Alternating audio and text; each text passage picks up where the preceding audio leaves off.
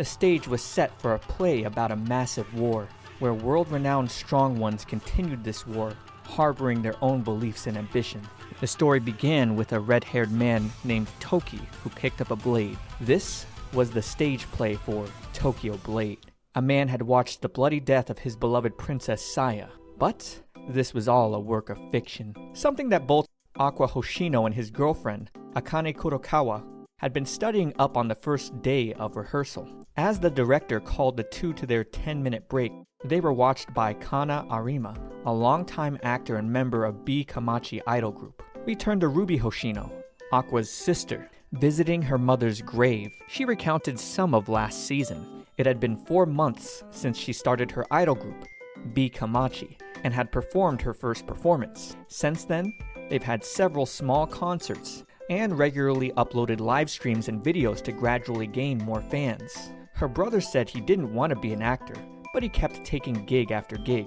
Ruby just wasn't sure what he was thinking. She then retold how Aqua and Akane started dating because of a reality TV show they were on together. However, he admitted to Ruby that he's only dating Akane for work purposes, so she assumes him to just be a playboy and an enemy of girls. Ruby had different goals in mind though. She was going to ascend to the highest heights of being an idol and stand on the dome her late mother never did to honor her. And it'd honor me if you liked this video and subscribed to my channel. I know.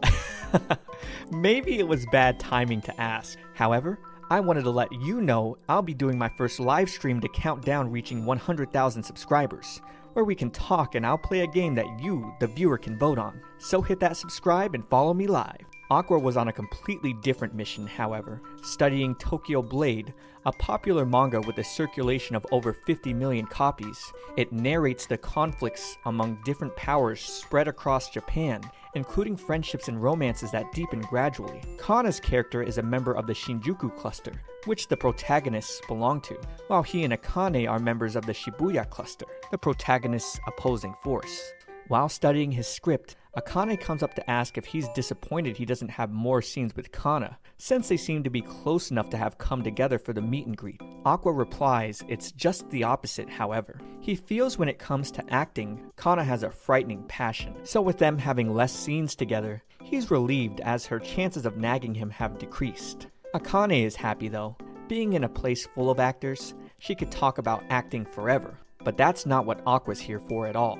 He doesn't love it one bit. He knows people who stand on stage generally love acting and take drama seriously. However, he's only here to get closer to manager and head of La La La acting troupe, Toshiro Kindaichi, a man who may have ties to his mother's killer, and get his revenge.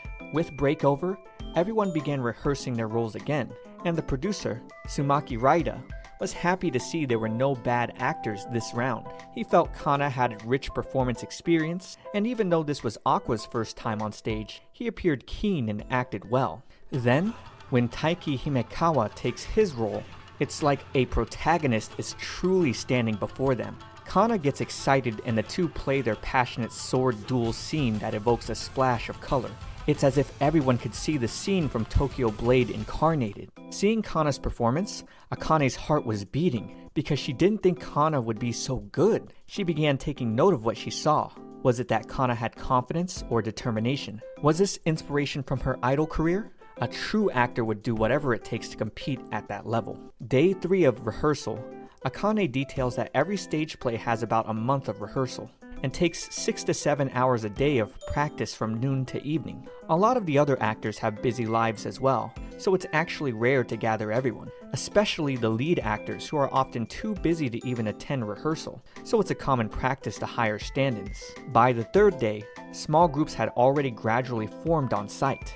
There's the main characters group, the La La La group, and Akane's boyfriend who isolated himself since he exudes a strong, gloomy vibe. Something Akane felt like she could relate to.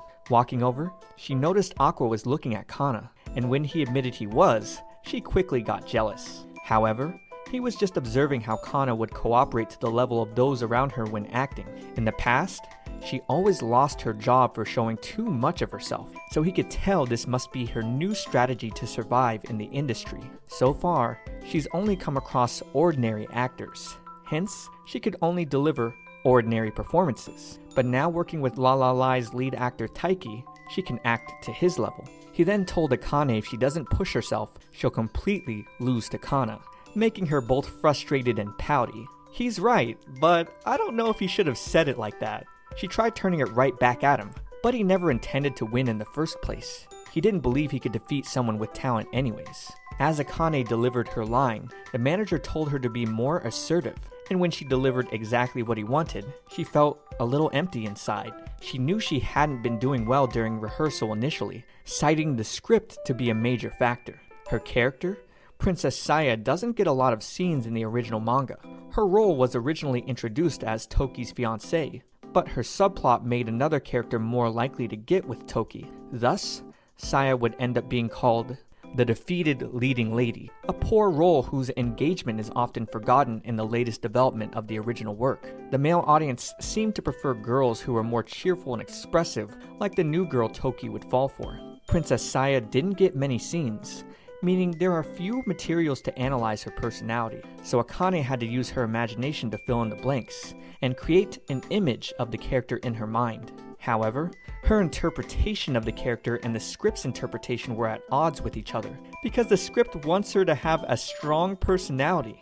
The princess was originally a kind girl who was introverted and conflicted about killing. Now, because of the length of the stage play, she has become a role that promotes the war, resulting in her becoming a crazy woman who likes fighting. Akane knows that in order to adapt the manga for a stage play, some minor changes had to be made, but scriptwriters often use this as an excuse to change whatever they want. Saya's character is supposed to be pitiful. She's pathetic in the original work, and now, even played on stage, she's being treated so poorly. But Akane really liked this character. There was no way around it though, since the script had already been approved by the author. She could only follow. Day 5 of the rehearsal, the scriptwriter, Goa, appeared at the set. He'd been busy dealing with another script, but was finally free to put some time here. Aqua then informs Akane that the manga's original author will arrive later today as well. Akane then asks Aqua what he thinks of the script. He doesn't care too much personally, but comments it's pretty close to the original work. Compared to his last script, Sweet Today, he felt it was 90 times better. Knowing Akane felt there was something wrong, Aqua told her to go ask the guys in charge about it. She felt too nervous, so he walked right up and told them Akane had doubts about the script that she wanted to bring to their attention. She was frantic, but explained her grievances with not understanding Princess Saya's role in this arrangement. The script writer understood exactly what she meant, since her personality in the play was completely different. Writing her like this had also bothered him the entire time, but he needed to simplify her character, since it would take too much time to express her exactly as the source material intended. If he didn't, the play would become too complex for the audience to understand. His goal was to capture the highlights and discard some plot elements. Goa even admitted to being a fan of the original work and didn't want to modify it much. However, Toshiro felt his writing choices were correct. Akane's role in this play was not to show depth in her character, but to become part of the stage setting, making the conflicts between other roles easier to understand. And with that, her doubts were cleared. Later, the introverted author of Tokyo Blade arrived, Miss Abiko Samejima, along with the author of Sweet Today, Yoriko Kichijoji. Yoriko was happy to see Kana and Aqua, but not so much Melt, who played the lead role in the television version of Sweet Today, but had horrible acting skills. With Akane introducing herself to Abiko, she quickly hid behind Yoriko. Abiko felt really nervous about making eye contact with pretty people. The actors then put on their performance, which lit Abiko's eyes up. She felt everyone's acting was so great and certain the play would be a success. However, she also felt the script needed modifying. Not just a part, but the whole thing. Uh-oh. Subscribe for next week's episode. Also, watch this next video. Arriving at school, the people stared in awe at the beauty of the cold first year, Alisa Kujou. She's half Russian, half Japanese, excels in all sports, and is the student council treasurer. The first to actually approach is Ando, a second-year student who is familiar with Alisa's older sister. Attempting to invite Alisa to lunch, he gets immediately rejected, so he goes for a technical, "Can we at least exchange phone numbers?" She shuts him down quickly, bluntly saying she's not interested in him, and walking past, she reminds him necklaces are against school rules. The other students are so surprised that someone as popular as Ando had gotten rejected instantly, setting her bag down in class. She spotted the boy in the seat next to her, Masachika Kuze, sleeping like it was no one's business. He ignored her first greeting, so she fiercely kicked his desk, nearly knocking him over. He'd apparently been up all night watching anime like usual, just like a lot of you are up all night watching my videos. Subscribe. She scolded Masa for his bad nightly habits, but he justified them, saying his favorite anime always ended at 1 a.m, so he had to stay up to call his otaku friends to chat about the episode for about 2 hours, prompting Alisa to call him an idiot. But he embraced his title wholeheartedly, saying he was a fool for the art and expression of anime. As Masa let out a big yawn, Alisa called it cute in Russian. Milashka. So, when he looked at her with a light blush, she asked why he was looking at her. He questioned if she had said something, only for her to respond snidely that she just called him ugly. Digging through his desk, Masa realized he forgot his chemistry textbook and asked to borrow Alisa's again. She sighed, telling him she didn't mind, so they sat side by side. With Masa nodding off during class, Alisa decided to jab him with her pencil, causing him to shout and raise his hand, so the teacher would pick on him to answer the question. When he got up to answer,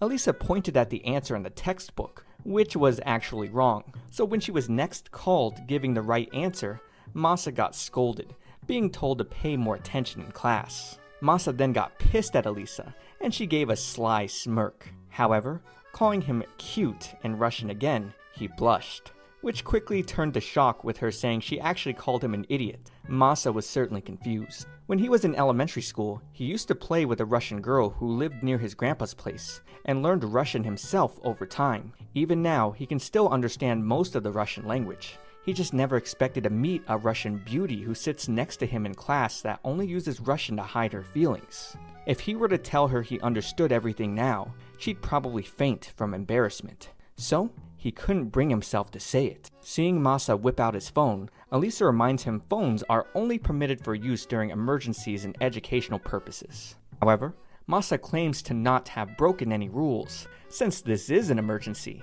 He needed to do a free pull on a gacha game and was excited he pulled the SSR Tsukuyomi. Alisa then confiscated his phone, and denoting Tsukuyomi is supposed to be a moon god in Japanese mythology, she wondered why she had silver hair instead of black. Masa doesn't really care about the details though. Maybe it's to match the moonshine. Either way, he thinks his pull is cute. After handing the phone back to him, in Russian, she says, "I'm also silver-haired, you playboy," making him blush and look away.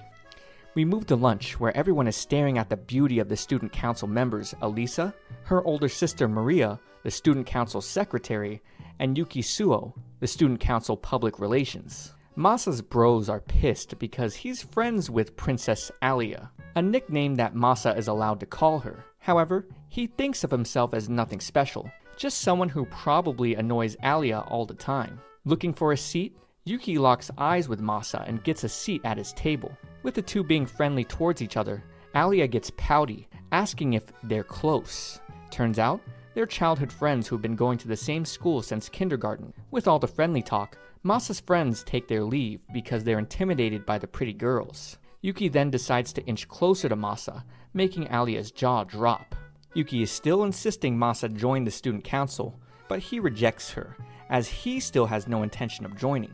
Alya is surprised to hear that in middle school, Yuki was student council president and Masa was vice prez, but he had only joined at Yuki's request. Yuki knows Alya might find this surprising, but she knows Masa can be serious when he needs to be. Alya then looks away saying, "I've known about that for a long time," in Russian. She and Masa have been sitting next to each other in class for the past year, so she'd had plenty of time to get to know him. We turn back to Masa's youth, where playing with a young Russian girl, they'd only speak her language.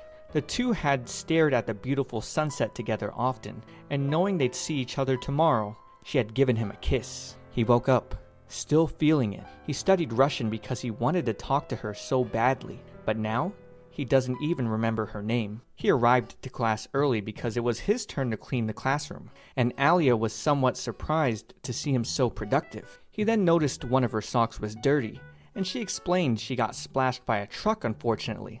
Luckily, she always had extra socks in her locker. She used this opportunity to have Masa get it and tease him with her feminine wiles. When he helped her put it on, she began panicking, and as he got closer to the top part of her thigh, she delivered a fierce kick to his face, knocking him to the ground as she exited the class. After lunch, Masa followed her around to apologize. She also earnestly apologized for kicking him, concerned if he was okay. But when she went to touch him, he accidentally admitted he saw her panties, causing her to get really embarrassed and punch him out. She then began running and Masa chased after her, because he just wanted to talk it out.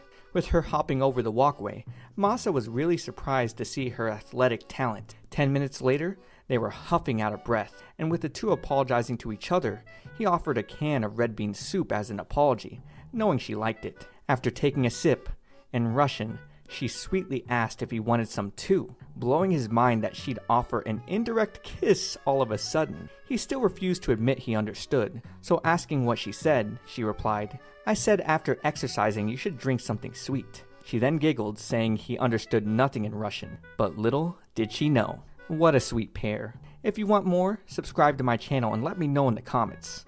Also, watch this next video. It's me, ComfyTea. I'll see you all in the next one.